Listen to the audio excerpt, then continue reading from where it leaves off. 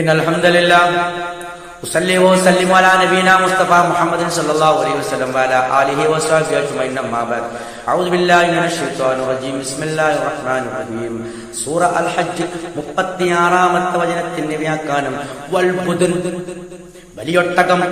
അല്ലാഹു സുബ്ഹാനഹു വ തആല പറയുകയാണ് വൽ ബുദൻ വലിയൊട്ടകം ജഅൽനാഹാ നാം അതിനെ ആക്കിയിരിക്കുന്നു ലക്കും നിങ്ങൾക്ക് മിൻ ശഅഇരില്ലാഹ് അല്ലാഹുവിന്റെ ചിഹ്നങ്ങളാക്കിയിരിക്കുകയാണ്. കാരണം ബലിമൃഗത്തിൽ നിന്നും ഏറ്റവും വിശിഷ്ടമായത് ബലിയർപ്പിക്കാൻ ഒട്ടകമാകുന്നു.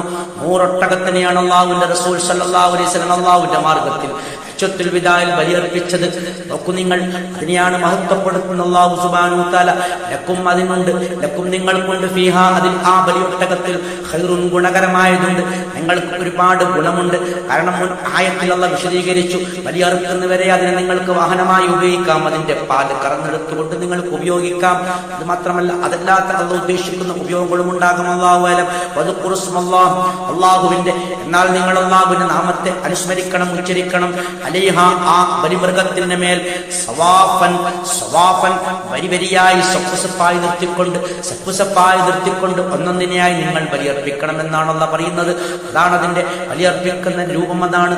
ഇതൊക്കെ വ്യതിചലിച്ചുകൊണ്ടാണ് നാം ഇന്ന് ബലിയർക്കുന്ന കാണുന്നത്. അങ്ങനെ ബലിയർക്കാൻ പാടില്ല.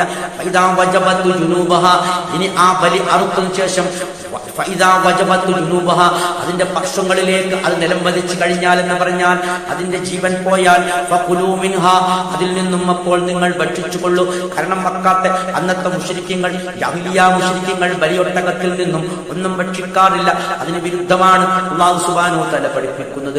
ആ ബലിയൊട്ടകത്തിൽ നിങ്ങൾ ഭക്ഷിക്കണം. ഇത് മാത്രമല്ല നിങ്ങൾ ഭക്ഷിപ്പിക്കുകയും വേണം. അൽ കാനിഅ സംതൃപ്തന്, അല്ലാഹു നൽകിയതിൽ സംതൃപ്തി അടഞ്ഞുകൊണ്ട് മറ്റുള്ളവരോട് ചോദിച്ചു വാങ്ങാൻ സ്വന്തം അഭിമാനം അനുവദിക്കാത്ത അഭിമാനബോധമുള്ളവർക്ക് ഈ പ്രത്യേകം പരിഗണന നൽകിക്കൊണ്ട് കൊടുക്കണം. വൽ മുഖ്തറ ആഗ്രഹിച്ചുകൊണ്ട് വരുന്നവനും കൊടുക്കണം. ചോദിച്ചുകൊണ്ട് വരുന്നവനാണ്, അതായത് ആഗ്രഹിച്ചുകൊണ്ട് ചോദിച്ചുകൊണ്ട് വരുന്നവനും നീ കൊടുക്കണം.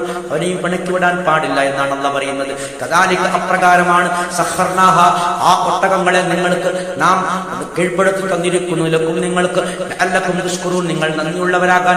ഒക്കെ നിങ്ങൾ പണക്കാരാണെങ്കിൽ, നിങ്ങൾ ധനാഢ്യരാണെങ്കിൽ നിങ്ങൾ ഒട്ടകത്തിനെ തന്നെ ബലിയർപ്പിക്കണം. വെറും ആടുമാടുകളെ എന്തെങ്കിലും തരത്തിൽ ബലിയർപ്പിച്ചുകൊണ്ട് ആ ഒരു ബാധ്യത ഒഴിഞ്ഞു മാറാൻ പാടില്ല എന്നൊക്കെയാണ് അല്ലാഹു സുബ്ഹാനഹു വ തആല പ്രത്യേകമായി ആയത്തിൽ കൂടി പഠിപ്പിക്കുന്ന. അൽഹംദുലില്ലാഹി റബ്ബിൽ ആലമീൻ.